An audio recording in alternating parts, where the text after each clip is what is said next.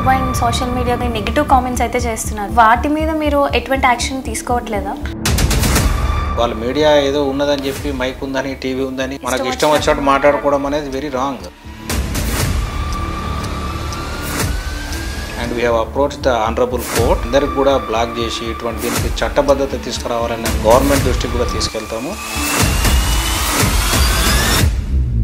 ఈరోజు నేను ఇంతకుముందు కూడా చెప్పాను, యూట్యూబ్ ఛానల్స్ అండ్ ఈ డిజిటల్ పేపర్ ఛానల్స్ అనేది న్యూ సెన్స్ నాన్ సెన్స్ చాలా ఎక్కువ అయిపోయింది మన హైదరాబాద్ సిటీలో అండ్ తెలంగాణలో. ప్రతి ఒక్కరు అన్రిజిస్టర్డ్ కంపెనీస్ పెట్టుకోవడము, ఎల్లో జర్నలిజం చేయడము, foul language, abusive language use చేయడము, డెవలపర్స్ పైన, బిజినెస్ ఎంటిటీస్ పైన, ఇండివిజువల్స్ పైన వాళ్ళకి అసలు కాన్స్టిట్యూషన్ ప్రకారంగా అట్లా అబ్యూజ్ చేసే రైటే లేదండి.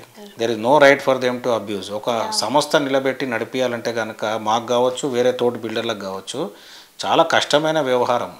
ఒక ప్లాంట్ తీసుకొని దానికి మేము పర్మిషన్ తెచ్చుకొని దానికి ఇన్వెస్ట్మెంట్ చేసుకొని కస్టమర్ల రెప్యుటేషన్ మేము కాపాడుకుంటూ మేము ఈరోజు ప్రతి ఒక్క థింగ్స్ను మేము కేటర్ చేసుకుంటూ ముందుకెళ్ళి కస్టమర్కు ఏ విధంగా మేము బాగా మేము ప్రొవైడ్ చేయగలుగుతాం, హౌసెస్ ఫెసిలిటీస్ ఏ విధంగా ఇవ్వచ్చు, కన్స్ట్రక్షన్ కొత్త టెక్నాలజీస్ ఏం అడాప్ట్ చేయాలి, ఇటువంటి సబ్జెక్ట్స్ మీద మేము ఫోకస్ చేసే టైంలో ఫాల్స్ న్యూస్ మా మీదనే కాదు వేరే బిల్డర్ల మీద కూడా కానివ్వండి, ఇండివిజువల్ మీద కానివ్వండి, ఇటువంటి yellow journalism, blackmailing, extortion ఇటువంటివన్నీ చాలా ఎక్కువ అయిపోయాయి ఈ రోజుల్లో. ఈరోజు కస్టమర్లు అందరూ కూడా ఇటువంటి ఫాల్స్ న్యూస్లను, ఫాల్స్ ప్రచారాలను నమ్మకండి. దయచేసి మీడియా వాళ్ళకు కూడా నేను ఇంతకుముందు అడ్వైస్ ఇచ్చాను. ఇప్పుడు కూడా కస్టమర్లకు కానీ మీడియా వాళ్ళకు కానీ, కస్టమర్లకైతే ప్రత్యేకంగా నా అడ్వైస్ ఏంటంటే ఇటువంటి మోసగాళ్ళను, ఇటువంటి టైంపాస్ వీడియోలను చాలా వస్తున్నాయి. ఇంతకుముందు టీవీ ఉండేది. TV is regulated content. YouTube అనేది అన్రెగ్యులేటెడ్ ఉంది. అంటే ఏది పడితే అది పెట్టుకునే అవకాశం వాళ్ళకు ఉంది. అందులో ఫ్యాక్ట్స్ అనేటివి వెరిఫై చేయకుండా వాళ్ళు పెట్టడం జరుగుతుంది. మేము స్ట్రాంగ్గా గవర్నమెంట్ కూడా మా బిల్డర్స్ తరఫున రిప్రజెంటేషన్ ఇద్దాం అనుకుంటున్నాము. ఎందుకంటే ప్రతి ఒక్కరు ఇష్టం వచ్చినట్టు మాట్లాడడము, అబ్యూజివ్ లాంగ్వేజ్ యూజ్ చేయడం చాలా ఎక్కువ అయిపోయింది. ఈరోజు వ్యాపారం కంటే ఎక్కువ వీళ్ళని కౌంటర్ చేసుకోవడమే సరిపోతుంది. సార్, ఇప్పుడు యూట్యూబ్ అండ్ సోషల్ మీడియా గురించి చెప్తున్నారు కదా, అండ్ వాళ్ళు కొన్ని నెగిటివ్ కామెంట్స్ అయితే చేస్తున్నారు. సో వాటి మీద మీరు ఎటువంటి యాక్షన్ తీసుకోవట్లేదా? అంటే అందరూ కాదండి, ప్రత్యేకంగా కొన్ని యూట్యూబ్ ఛానల్స్ ఉన్నాయి. యూట్యూబ్ యాక్చువల్లీ చాలా మంచిది. యూట్యూబ్ వల్ల అవేర్నెస్ పెరిగింది ఈరోజు కానీ మనకు అందరికి కూడా. కానీ కొంతమంది యూట్యూబ్ ఛానల్స్ ఇప్పుడు కొంతమంది బాగాలేకపోతే అందరికి చెడ్డ పేరు వచ్చినట్టుగా ఈరోజు యూట్యూబ్కే చెడ్డ పేరు రావడం స్టార్ట్ అయిపోయింది.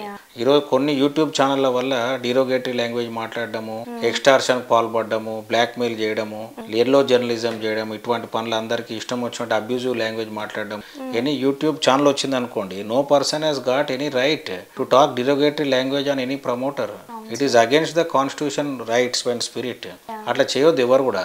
వాళ్ళ మీడియా ఏదో ఉన్నదని చెప్పి మైక్ ఉందని టీవీ ఉందని మనకు ఇష్టం వచ్చినట్టు మాట్లాడుకోవడం అనేది వెరీ రాంగ్. సో దీని విధంగా we have taken a very stern and serious action on these all subjects related to publishing false facts about our group. And we have approach the honourable court and they have given the directions also. మాకు directions ఇచ్చారు, యూట్యూబ్కు directions ఇచ్చారు, ఇటువంటి వాళ్ళందరినీ block చేయమని and at the same time వీళ్ళ content remove చేయమని. తోటి బిల్డర్లు కూడా చాలా మంది కోర్టును అప్రోచ్ చేయడం, కోర్టును ఆశ్రయించడం జరుగుతుంది. మరి కోర్టును మేము వేడుకోవడం జరుగుతుంది. ఇటువంటి వాళ్ళందరికీ కూడా బ్లాక్ చేసి ఇటువంటి దీనికి చట్టబద్ధత తీసుకురావాలన్న విషయాన్ని కూడా మేము ఆర్గనైజేషన్ తరఫున, క్రెడే అండ్ నారేడ్కో తరఫున కూడా గవర్నమెంట్ దృష్టికి కూడా తీసుకెళ్తాము.